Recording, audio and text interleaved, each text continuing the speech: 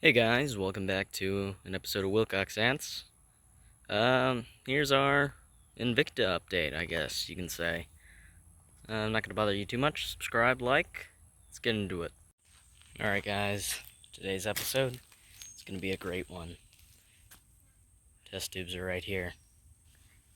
I have found that both of these test tubes have workers that are going to a close any day now. For those of you that don't know what a closing is, there's a definition. As soon as these workers are closed, I will be posting an ant special to celebrate. This is a dream come true. I've always wanted to keep ants. This is actually my first time keeping an ant colony. So this will be a great first time experience. I do also want to share with you guys a funny story. So over here at the broken fence, here's where the funny story takes place.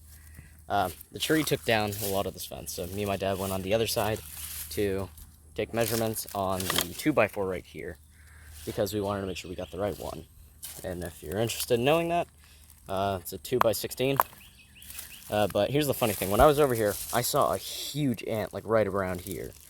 And I grabbed it, went straight home. My dad wouldn't let me jump through the fence, which I really wanted to do. So just went in to our little sunroom over there. And grabbed a test tube. I left in there, put it in there. I then started looking it up, and sadly, it was not a queen, but it did belong to the species Camponotus floridinus, also known as the Florida carpenter ant.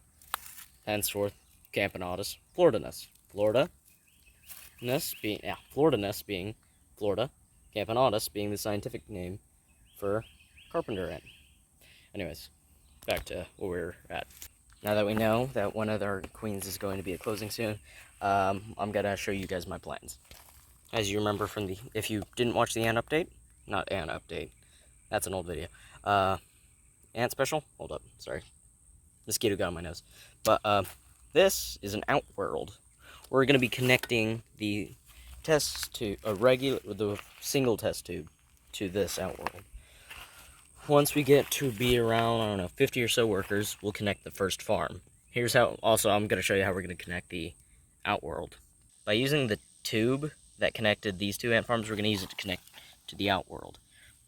I stopped myself mid-sentence. My neighbor over there walked over here. He's probably thinking, what the hell is this kid talking about? Anyways, we're going to use cotton to help seal around the tube right here, and we can just use the test tube cotton. Or actually, we'll get a new piece of cotton, and we'll use it to connect to here. Once the colony gets big enough, we'll do the same thing to connect the first farm. I'm going to block this up.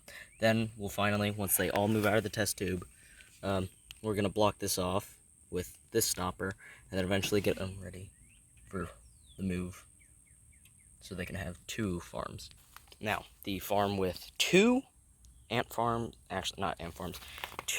test tubes is another story that I'm also going to have to end up figuring out, but I'll figure it out eventually.